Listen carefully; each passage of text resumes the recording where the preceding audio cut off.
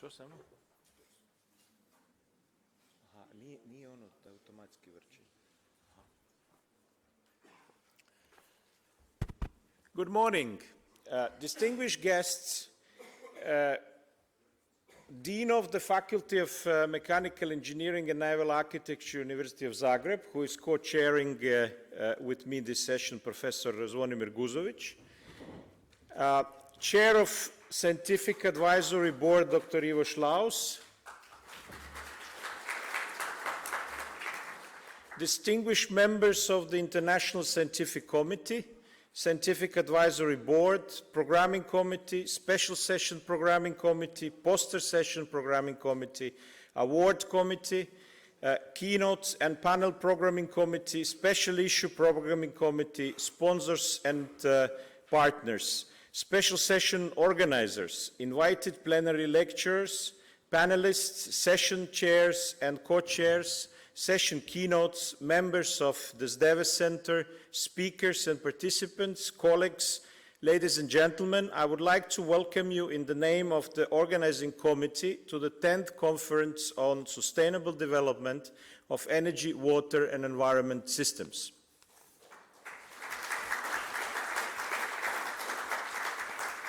The conference this year is organized under patronage of Croatian President, Ms. Kolinda Grabar-Kitarović, Ministry of Environment and Nature Protection, and Croatian Commission of UNESCO.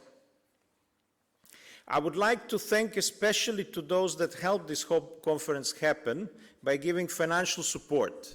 Croatian Ministry of Science, Education and Sports, our gold corporate partner Sea Energy 2020, which is a network of national contact points for energy work program of Horizon 2020, Jillich Forschungszentrum, Kids InnoEnergy, our silver sponsors, RPC, Beast, and Adriacold, as well as many other sponsors. Thank you very much. I would also like to thank publishers and editors-in-chief of the journals that have already announced special issues like Elsevier's Energy, Applied Energy, Energy Conversion and Management, Renewable and Sustainable Energy Reviews, as well as Clean Technology and Environmental Policy, Waste Management and Research, Thermal Science, Management of Environmental Quality, Journal of Sustainable Development of Energy, Water and Environment Systems, and others which are still in negotiations. In this line, our role as scientists is to look for ways how to improve integration of various life-supporting systems. That's why we are here from these various fields: energy, transport, water, environment, and to increase the efficiency of the systems by using waste from one system as an input to the other system. We need to look the bigger picture and not just the small area of our specialization. We need to see the full picture. Before we start, I would like to invite the co-founder of the SDEWES conference, Professor Kemal Hanjalić, to give us insight into what made him decide to start this great conference series. Kemal, please, the floor is yours.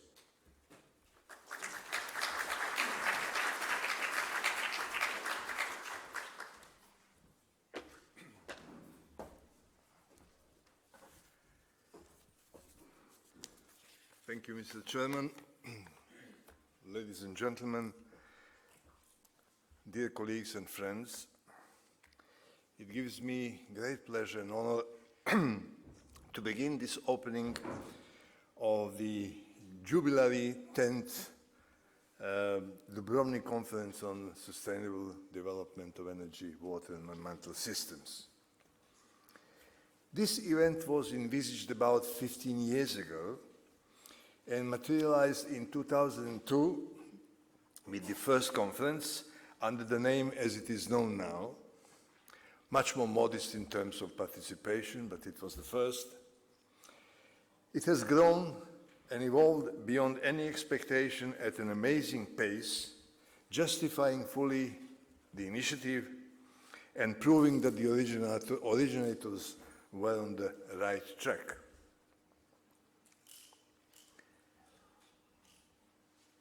The raison d'etre behind the topic of sustainability and the title chosen, highly actual already at that time and actually long before,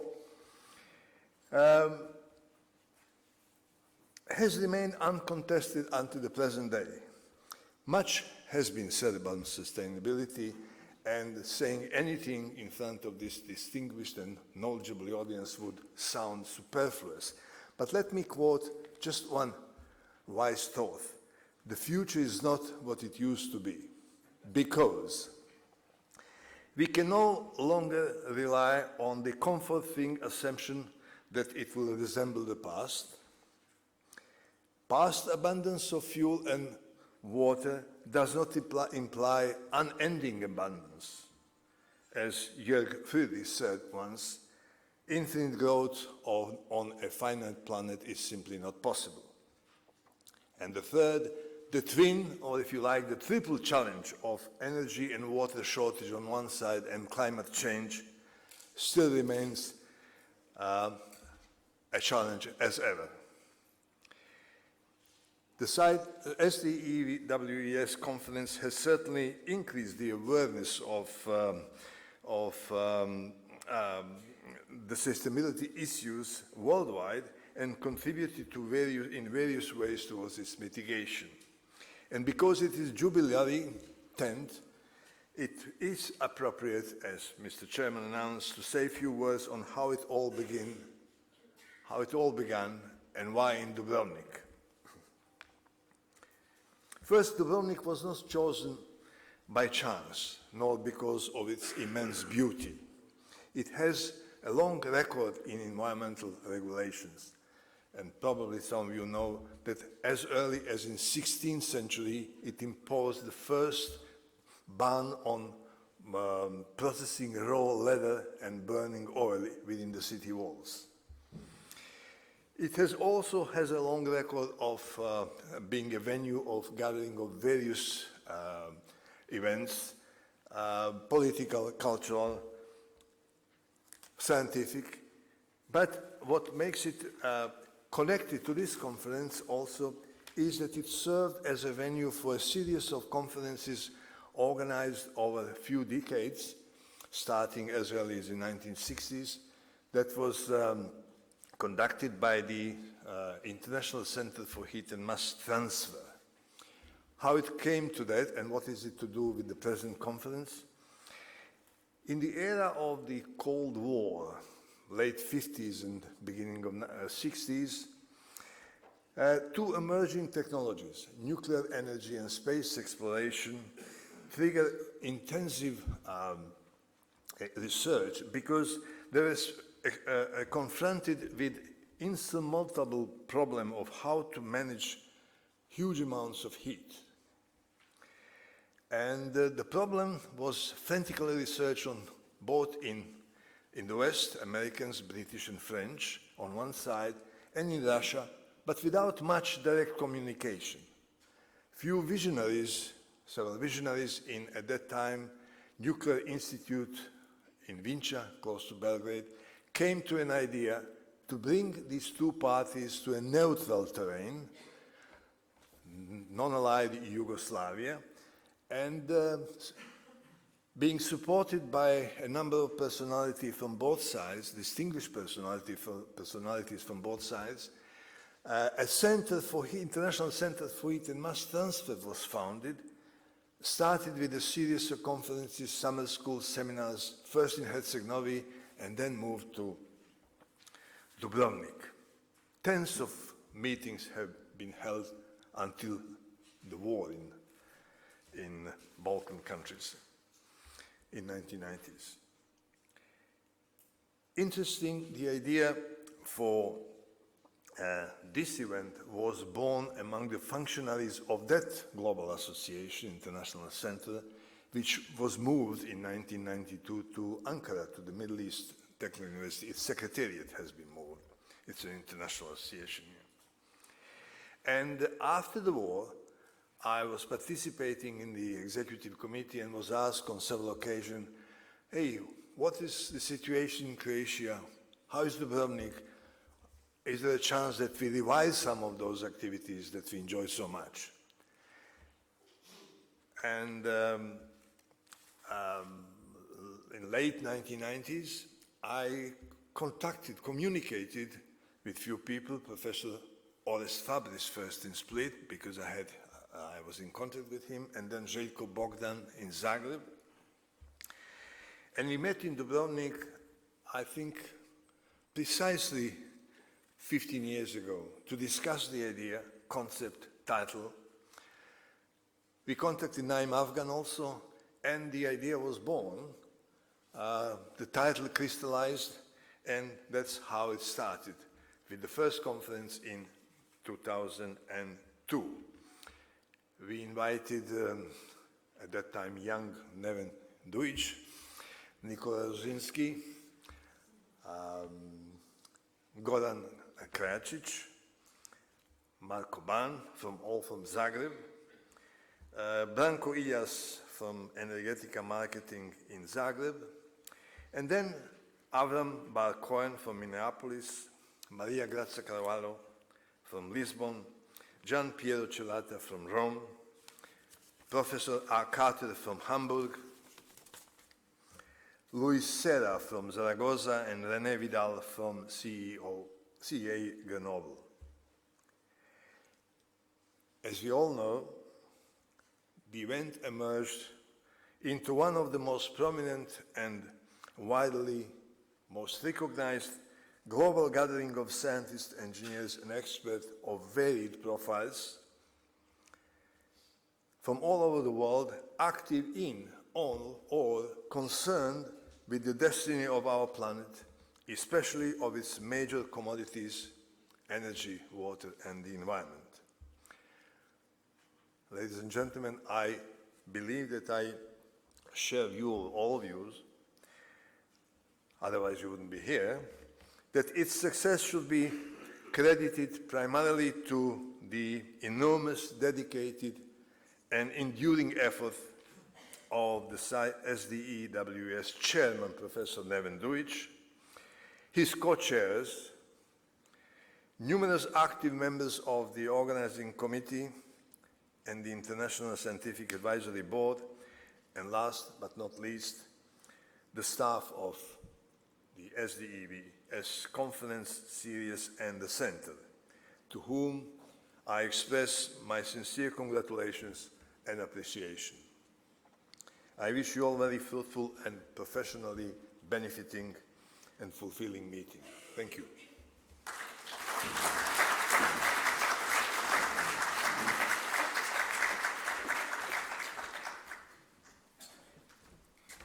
Thank you, Kemo, very much for reminding us how the things change in time. So maybe the time has come to morph into something else.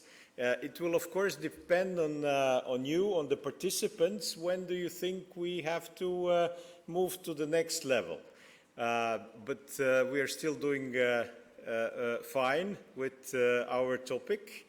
But there are many changes that happened in the last 15 years. So we are trying to adopt to the new scientific ideas coming out. The conference was traditionally organized by University of Zagreb and Instituto Superior Tehnico. Since research groups at those two institutions developed the idea of Professor Hanjalic, Professor Bogdan, Professor Afgan to start the series of conference. Thus, I would like to ask Professor Zvonimir Guzovic, the Dean of the Faculty of Mechanical Engineering and Naval Architecture of University of Zagreb, to give his welcome address. Zvonko, the floor is yours.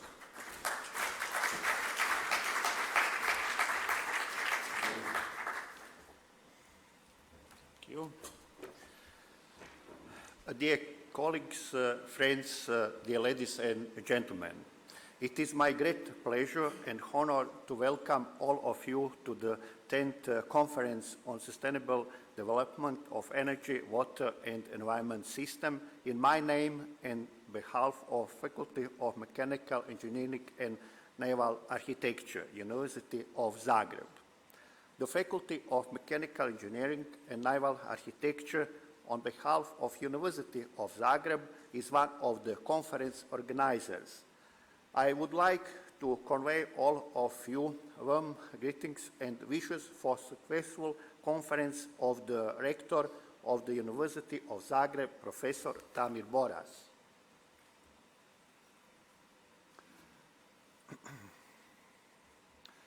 The University of Zagreb is the oldest and biggest university in Southeast Europe. Modern university is since October 1874. Now, university consists of 29 faculties and 3 academies. University has about 63,000 students and about 7,000 employees. Faculty of Mechanical Engineering and Naval Architecture, who is in behalf of University of Zagreb, is organizer of the conference, has about 400 employees and about 2,200 students. Faculty is founded in 1919. We have 3 studies. One is mechanical engineering, the second is naval architecture, and the third is aerospace engineering. The faculty consists from 40 chairs, has about 44 laboratories, and is located in 4 buildings. Dubrovnik is not only a tourist, but it is a city of education and science, and it will be a superb and stimulating setting for both scientific and the social aspect of the conference. Finally, I am sure that you will enjoy not only the technical presentation and the valuable scientific discussion, but also local hospitality, food, culture, and sightseeing. I sincerely hope that your stay in Dubrovnik will be one of the most memorable gatherings. I wish all of us a successful conference. Thank you very much for coming and for your attention.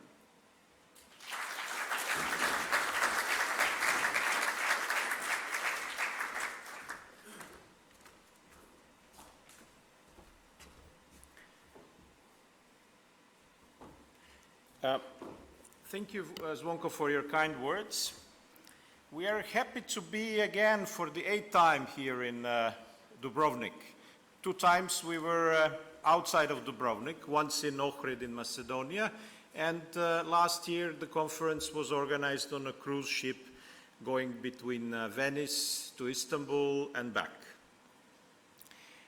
This beautiful historic city of Ragusa, as Kemo said, has a long history of rational thinking about its surroundings, about its environment, about its politics. And what has fascinated me always is how they managed to sustain their independence for 800 years. City was a country, independent republic, just a little small city, trading, living on the trade on the Silk Road from Eastern Asia to Europe, but managing to survive independently in the wild Balkans. This is an achievement. That's why we like to come here always, again and again. I would like to thank International Scientific Committee and Scientific Advisory Board that worked day and night to review the submitted abstracts, of which the conference received 1,202 from authors from 65 different countries. For those submissions deemed acceptable, authors were invited to submit a manuscript, and we have received approximately 600 full papers. The papers deemed to be of archival value were then reviewed, of which 241 were accepted as being candidates for further publishing in special issues in journals, for which I would especially like to thank Scientific Advisory Board made of 459 leading scientists. In the end, 587 submissions are expected to be presented at the conference. We are very happy with the fact that this 10th conference created such an interest among researchers making this conference. The first 4 conferences were having approximately 100-150 participants. The 5th one had 320, and the 6th had 420. 8 had 560 participants, while this one will have 530 participants. The participants are coming from all 6 inhabited continents, 65 countries, which is a record, 260 cities, and over 300 universities, institutes, agencies, and companies. While being a truly global conference, the 10th Dubrovnik Conference has strong regional element also. Based on the presenting author institution, 388 participants of the 530 are from Europe, and 115 are from Southeast Europe, the region where we are now. I would especially like to thank all the members of the organizing committee who made this conference possible. In particular, Daniel, who tried to satisfy all your wild wishes about the program. This is really complicated when you try to fit in 600 different presentations. Goran, our man in Dubrovnik, who negotiated with the hotels and with all local services. Marko, our back office guy and IT guy. Nevena, who tirelessly worked on visa and financial issues. Tomislav, our staff whip. Other Tomislav, our nightlife organizer and matchmaker. This conference is famous for being, having a very good night scientific program all night long. I see that there are not many young people here, so that means that already last night there was some program. And all others who are now here with us and helping us that everything functions well. I would like to remind you of the strict policy of the conference that only those papers presented by registered authors at the conference will be deemed published. Also, the participation of the sessions will be limited to the registered participants wearing accreditations, as well as access to the conference excursion, gala dinner, and conference lunches will be limited to those in possession of tickets delivered to you at the registration. You can still register of those ones who didn't. The Best Papers Award will be proclaimed on Wednesday in the award session just after the invited talk. The Best Posters Award will be delivered on Friday.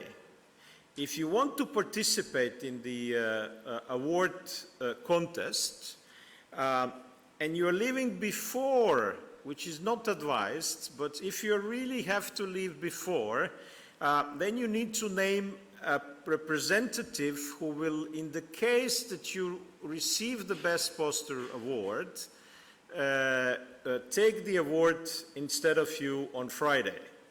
Please communicate that to the Poster Session Programming Committee.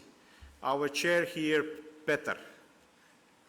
You have to inform him if you're not being able to be at the award session on Friday. The poster session will be just behind the corner, behind us. Also, We have managed to get a Tesla car, so some of you will be able to have a test ride.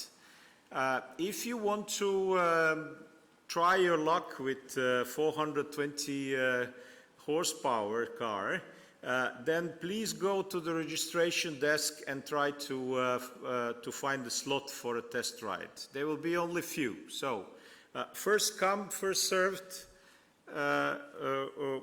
Unfortunately, not enough place for everyone. Also, many of you have asked which is the Wi-Fi password. It's an open internet, and the password is Valamar. With this, I would like to proclaim the 10th conference open.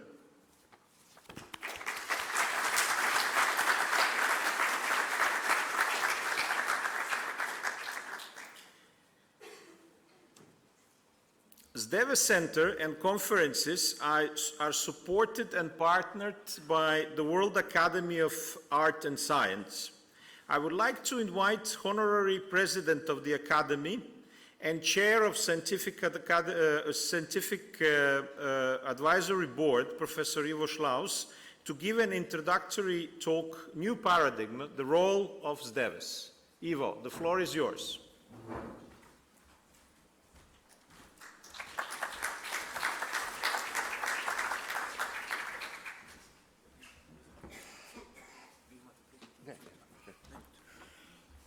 Mr. Chairman, distinguished participants, it is indeed a great honor to be here and to welcome you on behalf of the World Academy of Art and Science, which, of course, as Levin said, is the partner and has been a partner now for a few years. The title of few words that I intend to say is particularly this connection between the new paradigm, which we believe is necessary, and the SDEWES, the role of SDEWES. Salient features of the contemporary world are definitely globalization, interdependence, uncertainty, and very fast changing of this world. For most of us here at SDEWES, this looks a little bit strange because we would like really to emphasize much more that this world is a world where we are faced with very serious destruction of the natural capital. Of course, some 20 years ago, the so-called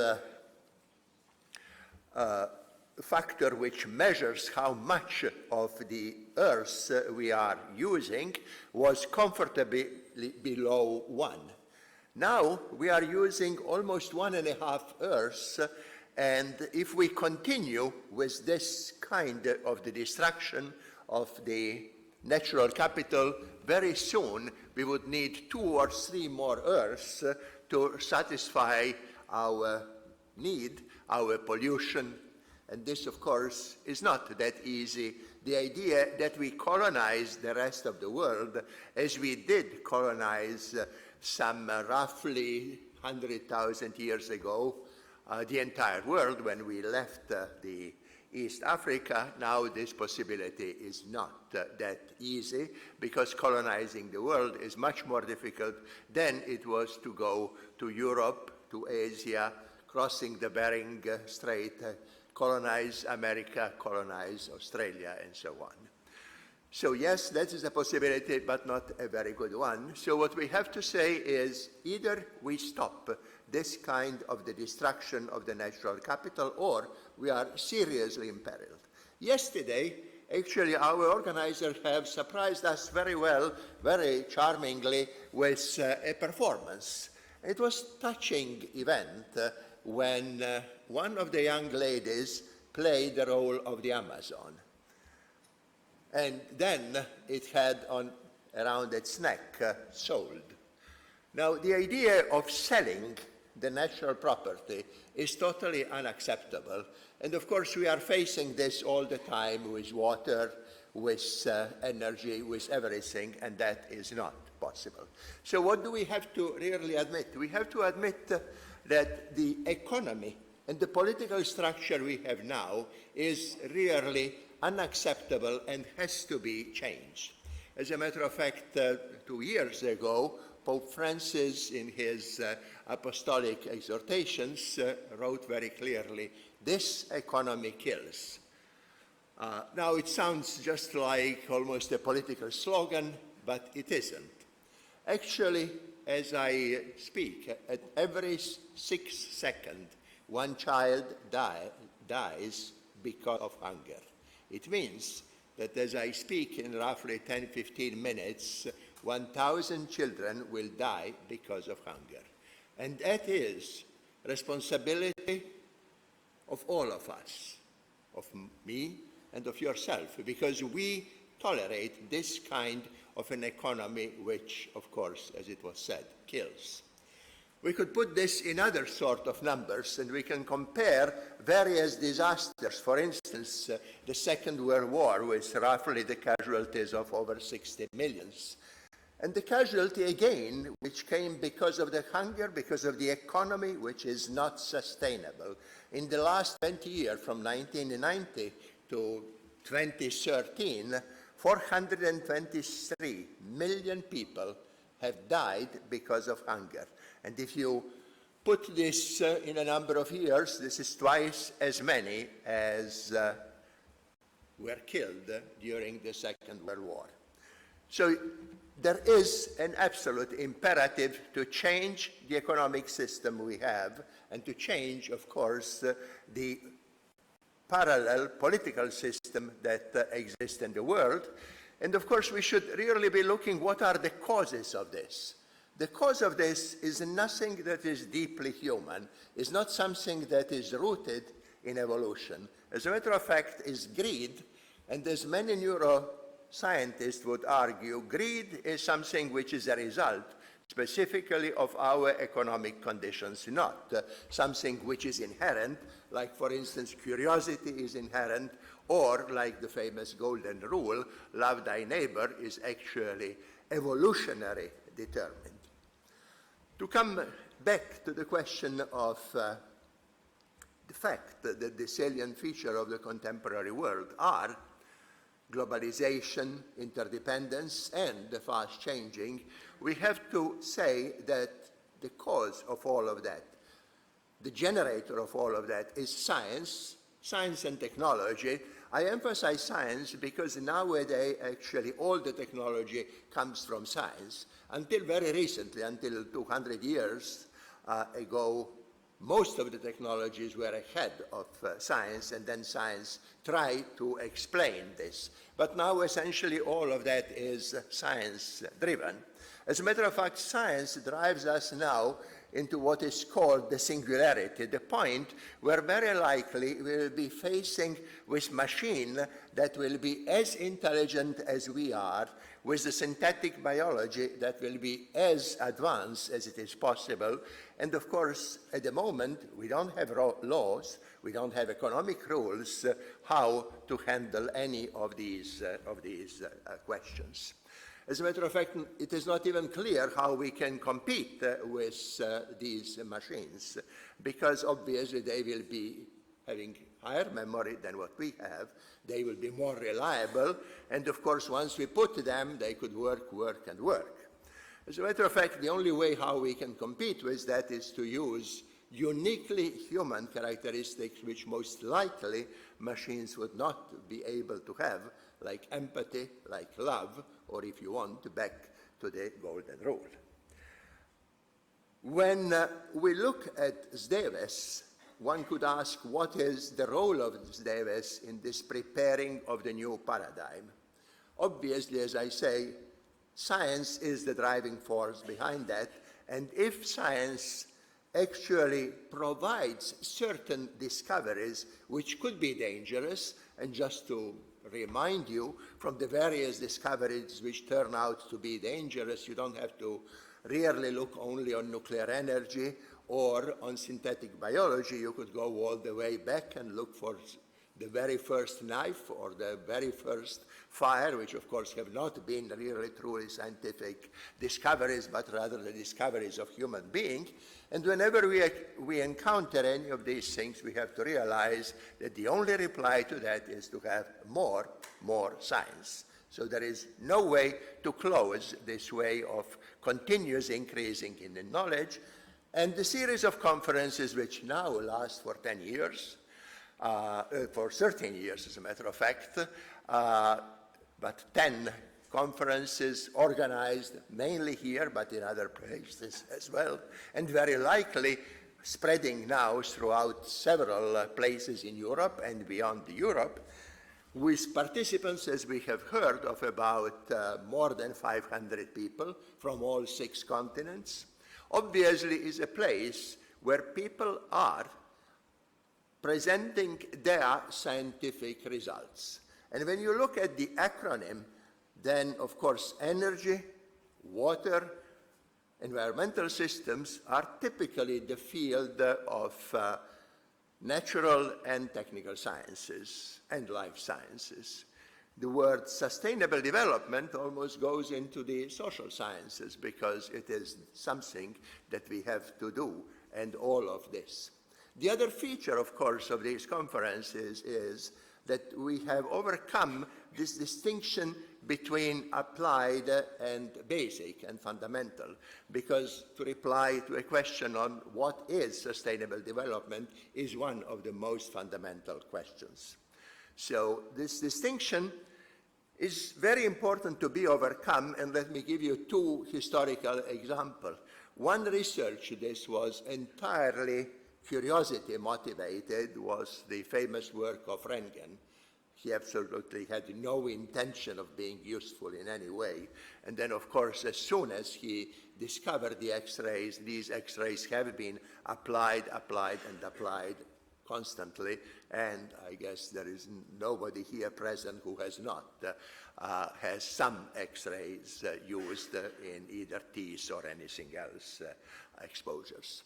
On the other hand, it was a typical, not even applied, but completely development task. And the development task was the task to make as noise-free antenna as it is possible. And as a work on this noise-free antenna developed, it turned out that what these 2 guys, Penzias and Wilson, who later on got the Nobel Prize also, just like Röntgen, who was the first recipient of Nobel Prize in physics, they discovered the signal of the creation of our universe.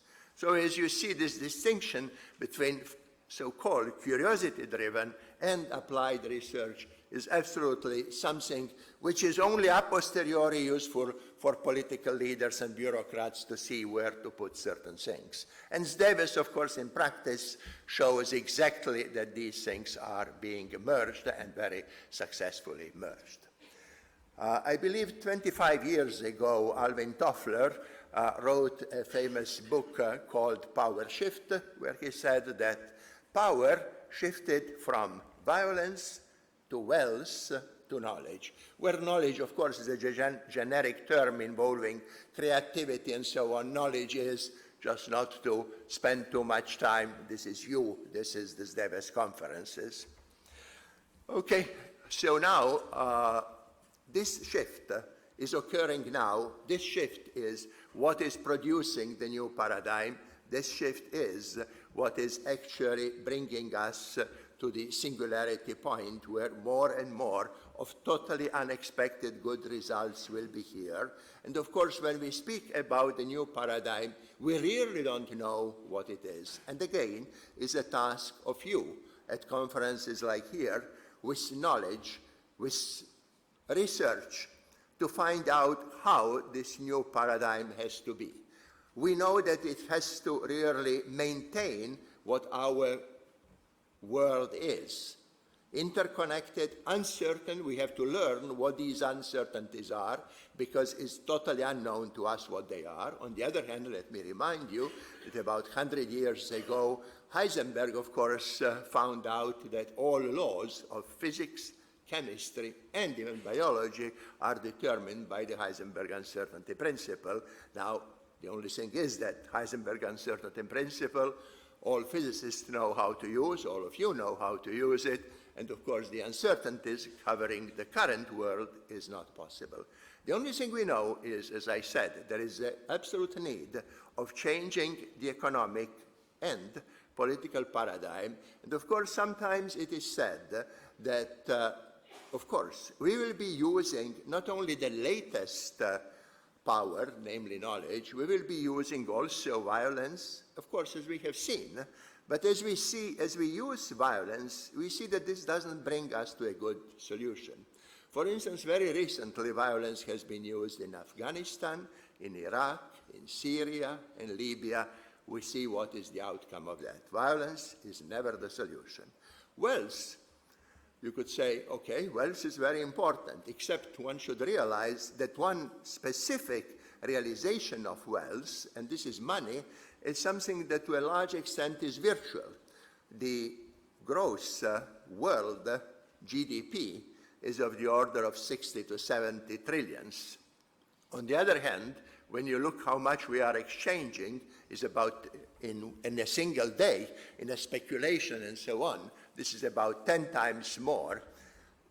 And the real true wealth, really, is none of that, because it has been shown by a group of economists led from University of Cambridge, led by Sir Partha Dasgupta, that the real wealth are people.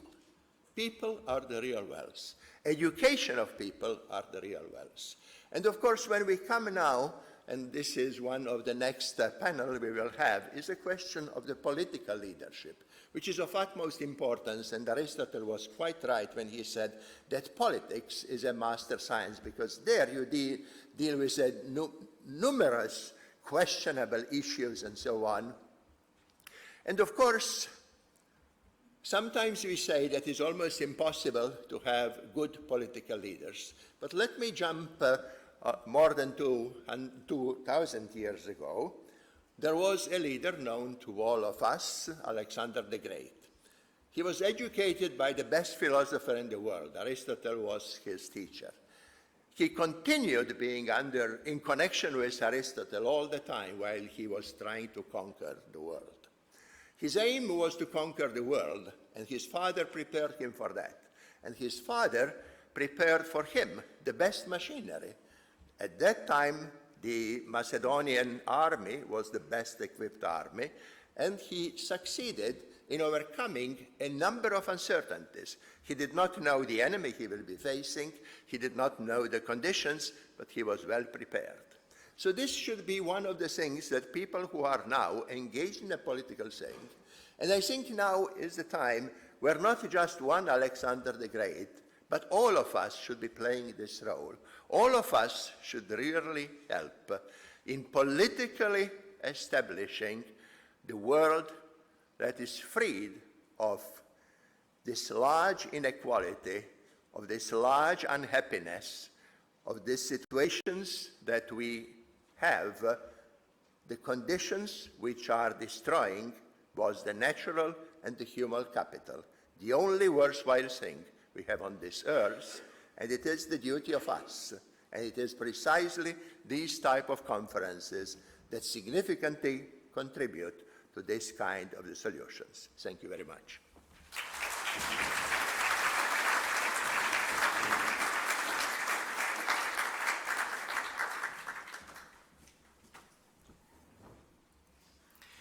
Thank you, Ivo, for very inspirational words. More and more we understand that the crucial battle of sustainability will be fought in cities. Since the integration of life supporting systems like energy, transport, water and environment is easiest there because everything is concentrated on a small area. So integrating different systems, it's much easily done in cities. Dr. Şir Kilkish from the Scientific and Technological Research Council of Turkey, TÜBİTAK, has been developing SDEWES index for cities in which she tries to track how cities are doing the sustainability improvements. I would like to invite her to give us the insight into the index. Şir, the floor is yours.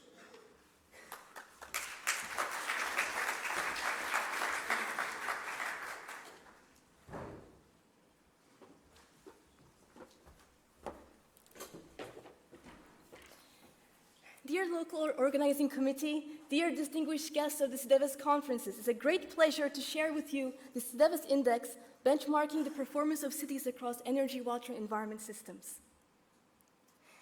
We have come a long ways towards integration. First, there was the dichotomy of disciplines, the two cultures with natural sciences and social science and humanities. Then the convergence of disciplines for inter- and multidisciplinary approaches, and an integrated approach, bringing to the foresight the use of multi-criteria approaches for complex systems and for sustainable development. And all of this can we integrate more and more towards a sustainable society.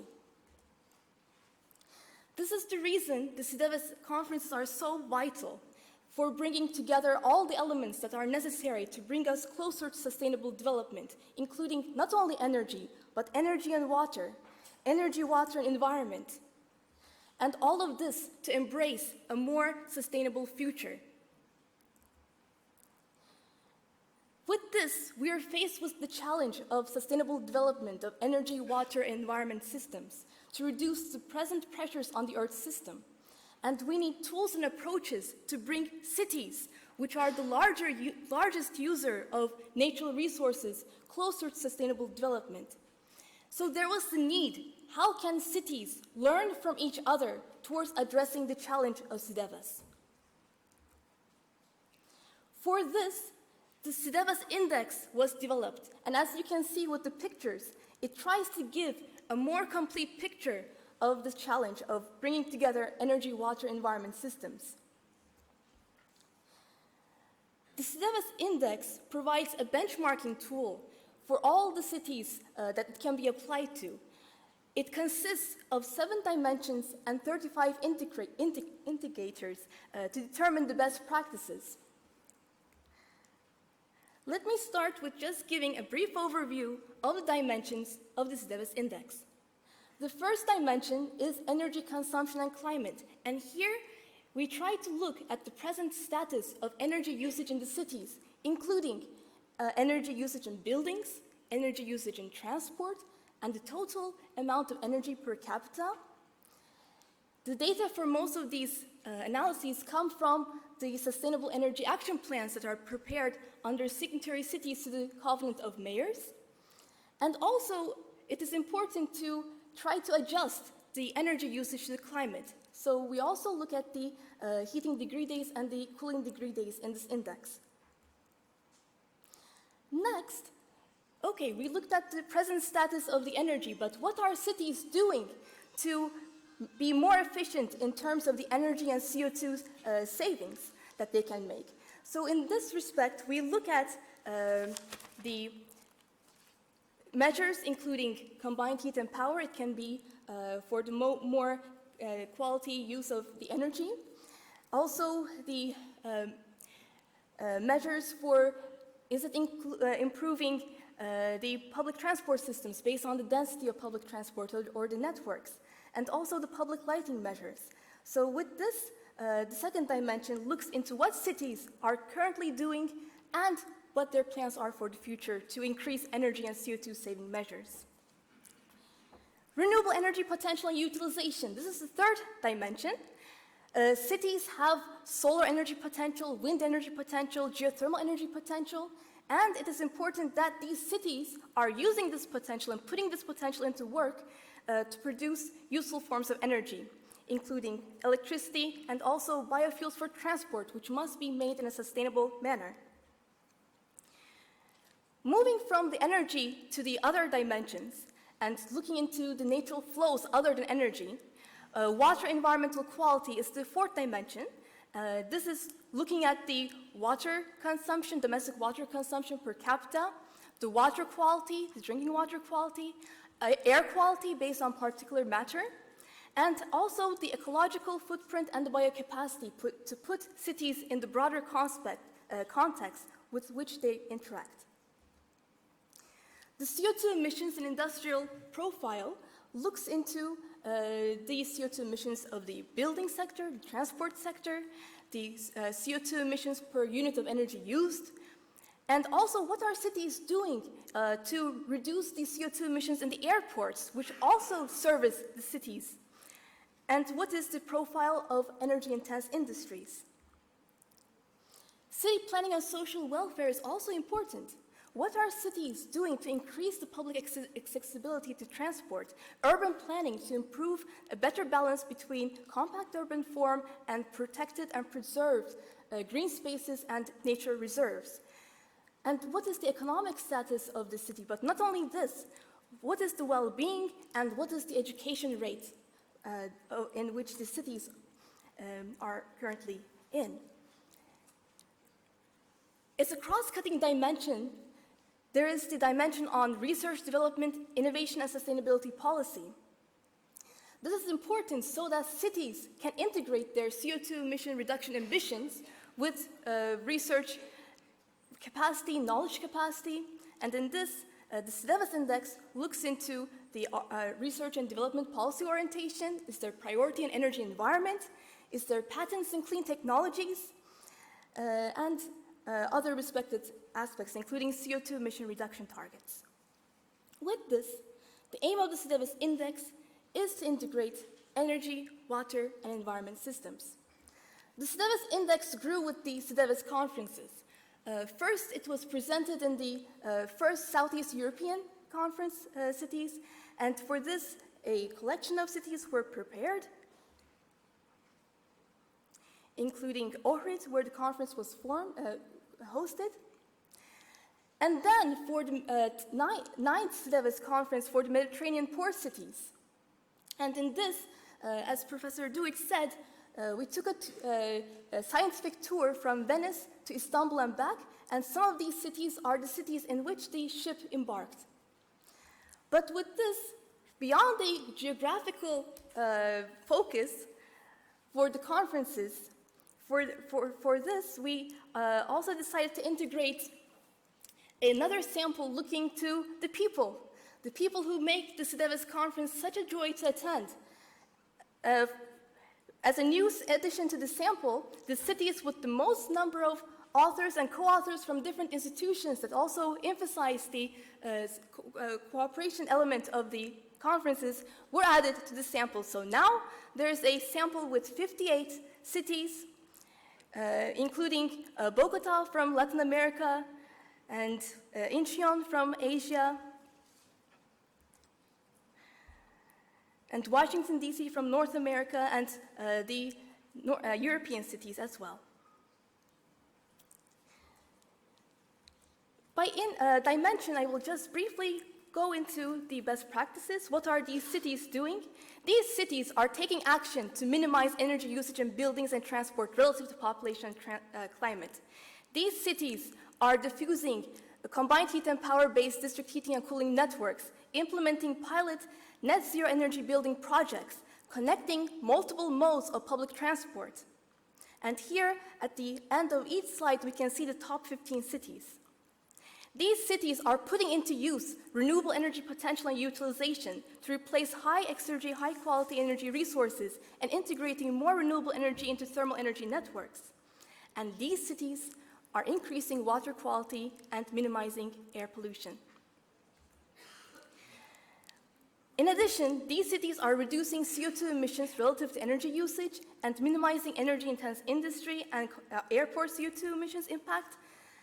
And as well, they're taking action to implement compact urban form and protecting green corridors, increasing economic and social well-being. For R&D, innovation, and sustainability policy, they're strengthening the capacity and mobilizing the knowledge base for clean technology. And with this, the SDEWES index tries to benchmark cities across energy, water, and environment systems. Here we can see the results for the top 15 cities. In the top 5, we have the conference venue of Dubrovnik. So it is in the top 5 cities with a well-rounded approach in the SDEWES index. And moving to the top 10 cities, we have Valencia from Spain, Zagreb, Ohrid, Barcelona, Karşıyaka from Turkey. And continuing the top 15 cities, we have Malaga from Spain, Seferihisar from Turkey, Bucharest, Bari, and Sevilla. And this is the complete results for the 2015 SDEWES index.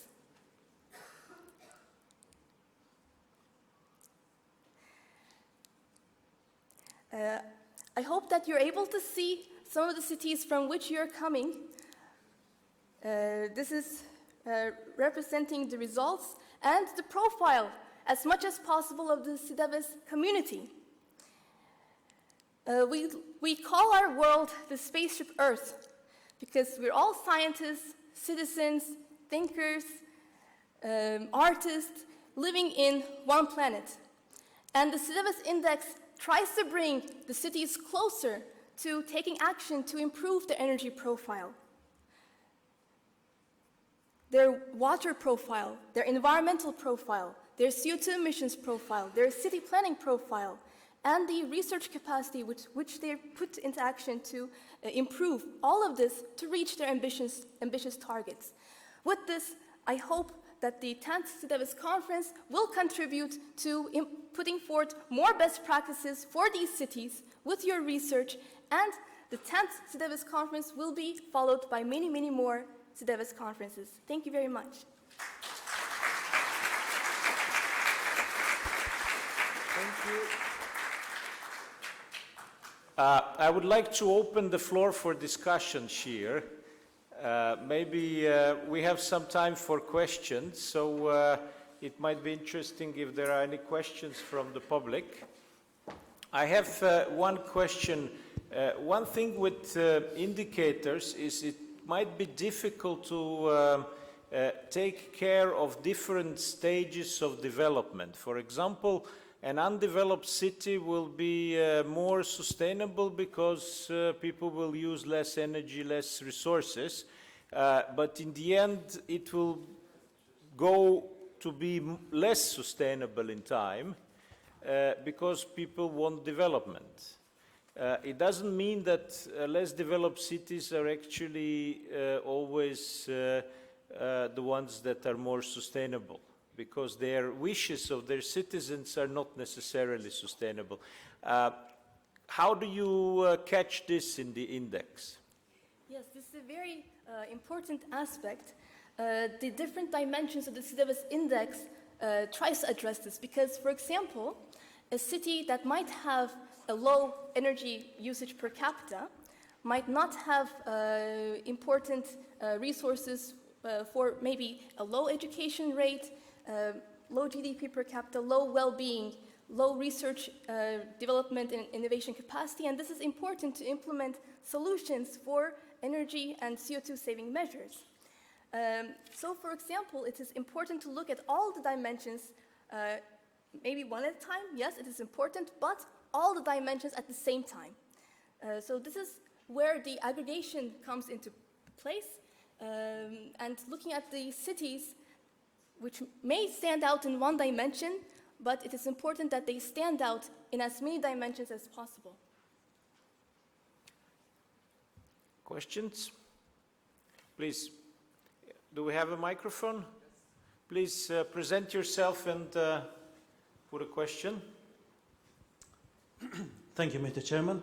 I'm Hector Malano from the University of Melbourne, Australia. Thank you very much for your presentation. It's quite illuminating. Following from Professor Duich's comment, it seems to me that despite the fact that the index is quite useful as it is important to measure sustainability in terms of economic output, because ultimately it's economic output in different ways that is going to produce wealth. So, and it's a measure of efficiency of how much energy and other resources we use to produce that output. Would you consider in future relating these two aspects? Measuring sustainability is quite valuable, and for the SDEWES Index, now we have a sample of 58 cities, but in the future we can increase it to even more cities, and I look forward to discussing with you how we can do this, and if you have any suggestions for including more cities. My city does have energy statistics. We can also, I would be more than glad to discuss with you further into how we can enlarge the SDEWES Index. Yeah, I wasn't really alluding to more cities necessarily. It was alluding to connecting this sustainability aspect to the economic output of the system.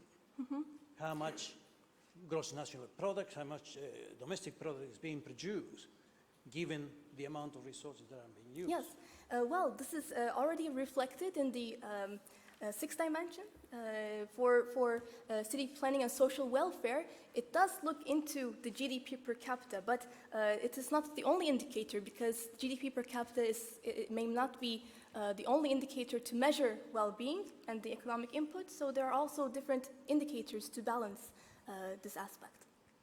Thank you. You're welcome. We have another question, Professor Haas. Reinhard Haas, Vienna University of Technology. Thank you very much for this really very impressive presentation. And I just have one question regarding this huge data set you must have collected. How did you manage to compile such a comprehensive, consistent and comparable data set on all these environmental issues? I know from some initiatives, and we also tried once just to compare different cities regarding their specific CO2 emissions. And if you really try to do it in a sound life cycle based way, it is, from my point of view, almost impossible. So I'm really very interested how you managed to do that. Yes. The data sources include the European Environment Agency, the Covenant of Mayors Sustainable Energy Action Plans, and in those mechanisms, for example, the CEOPs, there are looking into is the data reliable, and if so, they are contacting the representatives from those cities. So taking into account the approved Sustainable Energy Action Plans, which do go through a monitoring process. For the other data, yes, this did include and involve a large data set. Now this is the third SDEWES conference, step by step, in which the city sample has been enlarged. But if you can imagine, there are 7 dimensions, 5 indicators in all dimensions, a total of 35 main indicators. There are also sub-indicators, close to 20. And did this involve a large data set? And for comparability, the main aspect was using data from the same source. So if you're collecting, for example, data on air quality, using a single source, single data set, and trying to unify the source as much as possible. Well, SDEWES Center wants to continue developing this index, and as Professor Haas has said, it's a hell of a job to collect all this data. So we need your help. We need your help to come with more sources of data from your cities, and SHEER will try to improve the index as the time goes. But of course, using the available data can produce very valuable information, but this is a project in development, of course. We had another question, Professor Hammond? Oh, sorry, there was another question there, yes, please. Okay, Simone Lefrank from the Northwest University, South Africa. I'm just wondering, did you take into account the footprint of the city? So where they get their energy source from, like South Africa exports most of its coal, and there's massive impacts on our environment. How does that, impact on the city where the coal is going to? The cross-boundary Yes. interactions. Yes. I don't think it is that scientifically developed right now, and the data is not available. But in the future, if the data is available, of course it will be included.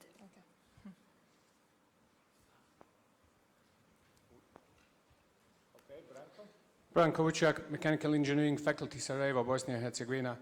My questions would relate to the valuation of indicators and the aggregation model of the different dimensions. From the numbers that you have shown, it's pretty visible that you did not measure the indicators, but most probably you classify them into 4 or 5 categories, something like that, or eventually you use a system of let's say, grading like in the schools.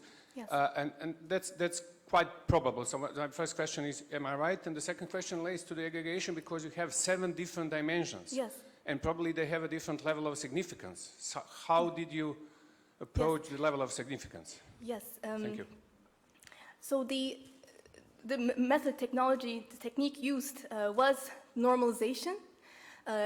Each indicator, data was collected for each indicator, so they had units, megawatt hours, tons of CO2, and so forth. But to normalize all of this by indicator, it means that, for example, you can use the minimum and maximum method. This looks into the minimum value of the data set and the maximum value of the data set, and normalizes the data between that. So it is possible to free the data from the units with the normalization. And the aggregation was based on the summation of the normalized values in each dimension, and it's not equal weighting. It is, for example, 1.11 for some dimensions, 1.22 for the other dimensions, but it is aggregated. Jeff Hammond, University of Bath, UK. Thank you very much. It's a very interesting idea. There are philosophical problems with looking at cities in isolation, because obviously no city can be sustainable. Yes. In the extreme, if you take the city of Vancouver in Canada, for example, it uses something like 200 times the resources it can produce. So all cities are dependent on their hinterland. So that raises the question, why look at cities? If we're looking at sustainability, shouldn't we be looking at the planet as a whole? We heard earlier about the one planet living. That is looking at the planet is a more appropriate scale if you're looking at sustainability than looking at individual cities. Yes. Some of the indicators are looking specifically to the city and the city boundary, but on the other hand, there are indicators that look at the broader scope. For example, looking into the protected green spaces using a database it's called Protected Planet. It includes the area of each protected area and nature reserve, national park, Ramsar wetland areas. This broadens the scope outside the city, because this is also important. So, point well taken. Most of the indicators are focused specifically on the city, but there are also those indicators that try to enlarge the area with which the cities interact, and ultimately, of course, the global planet. If I may add to this, of course, it is true what you said, and of course, there is no sustainable anything, but there is more sustainable and less sustainable. Yes. And what we think is that cities are a good laboratories for improving sustainability, because there are a lot of resources being used there, and there is a lot of scope for increased efficiencies by integration of various systems. It's more difficult to integrate various systems in hinterland because they are not concentrated. In cities we have water concentrated, we have energy use concentrated, heat, electricity, cold, transport, environment, everything is in one piece, in one small space. So if we manage to improve the sustainability of cities, we've done half of the job, but only half, of course. Wojciech Budzianowski, Wrocław University, Poland.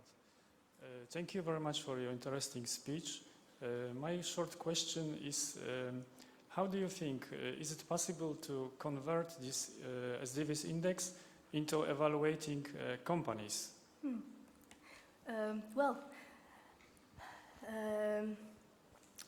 Similar studies has been already done for ranking, for example, airports. There has been a sustainable airport index, and now airlines. So for companies, it is possible. It depends, of course, on the selection of dimensions. For example, the city planning dimension will not be relevant, but it is possible to conceptualize an index that will take into account the sustainability profile of the companies. Okay, my name is Jürgen Hake, I'm from Germany. In this presentation, which I think is very inspiring, I miss a simple word, and this is governance. Governance. When you refer to your picture on the screen, you see we are talking about limited resources. And the major question is, if we can't expand the reservoir of resources, it becomes crucial how to manage these resources. And then we are in the field of governance. And the question is, what do you think about governmental policies? How do you want to include this? Yes. What do you think about governance Yes. in general? And it also refers what previous speaker has mentioned about values and about ethical problems, how to distribute resources among cities or among people, and so on. I think this is a very, very important dimension, Yes. which is closely related to sustainable development. Yes. Thank you very much. Governance is a cross-cutting issue. So you have governance of energy systems. The Sustainable Energy Action Plans, they involve measures and follow-up measures. What are the actions being taken? That is one form of governance for the energy sector. Then there's governance for water quality, how you manage the resources, waste management. These are all forms of governance. And even I can say that, for example, it is spread out across all the dimensions. And one dimension in particular, and this is the last dimension for research, development and innovation policy, because this is particularly based on scoring what is the governance of the energy policies, their priorities on energy and environment. Are these being followed up with calls, for example? And this particularly looks into the policy aspect for the city. Are there any more questions? If not, I would like to thank very much here. Thank you. Thank you. And best wishes for the conference.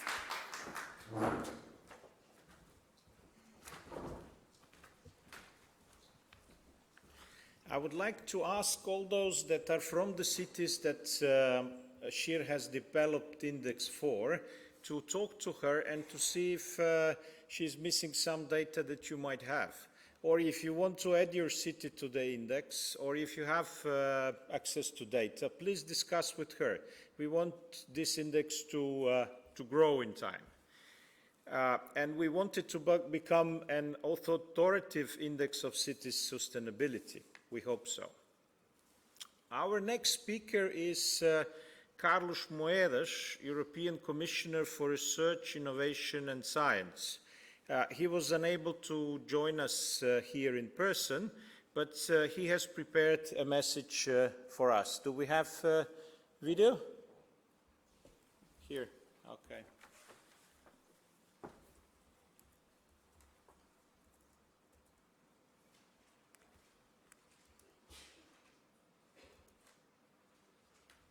Ladies and gentlemen, I'm sorry not to join you in the beautiful city of Dubrovnik today. Let me start by congratulating the conference organizers and you, the participants.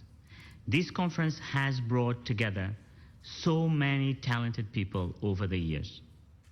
Since 2002, well over 2,000 article submissions have been presented. 900 of those were published in leading journals. Ladies and gentlemen, I'm sorry not to join you in the beautiful city of Dubrovnik today. Let me start by congratulating the conference organizers and you, the participants. This conference has brought together so many talented people over the years. Since 2002, well over 2,000 article submissions have been presented. 900 of those were published in leading journals. For years, you have contributed knowledge to the world, and this year's conference is no different. This year, many of you are from the Balkan region, demonstrating how this conference is an ideal forum to exchange ideas and meet researchers from all over our continent. You are all a great example of science diplomacy which requires openness and cooperation at all times. This is why we have designed our new funding program, Horizon 2020, to be open to the world, Researchers and research organizations from outside Europe are welcome to participate. Horizon 2020 is open to the world because in Europe we believe the best ideas come from very diverse groups, like exactly the one you are. So get to know each other and see what you can do together. As you know, water and energy are two of my 4 thematic priorities, along with food and health. Water and energy are also 2 of the topics you will be discussing a lot throughout the conference. 2 topics closely linked to global prosperity and well-being. With a commitment to spend 30 billion euro on climate-relevant research, Horizon 2020 has a growing portfolio of research and innovation in these areas. Our next work program for 2016 and 2017 will focus on energy, climate, and water in the circular economy through large-scale demonstration projects. So the future of European water, energy, and environmental research is bright, and I'm counting on you to make it even brighter. Thank you for many months and many years of hard work. I really wish you a productive and enjoyable conference. Ladies and gentlemen, I'm sorry not to join you in the beautiful city of Dubrovnik today.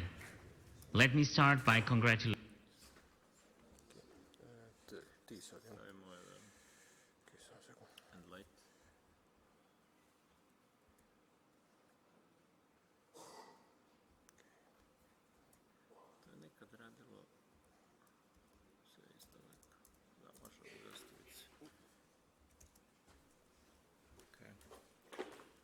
Following Commissioner Moeda's message, Goran has prepared us a panel which will try to answer the following question. Can politics help scientific community to increase research and innovation potential of the regions? We need some time to prepare the panel, so we will start at 11 o'clock. Unfortunately, we don't have a coffee break, so you can stay here or just walk a little bit around. And as soon as we are ready, we will hopefully start. Thank you for participation in the opening session. Thank you.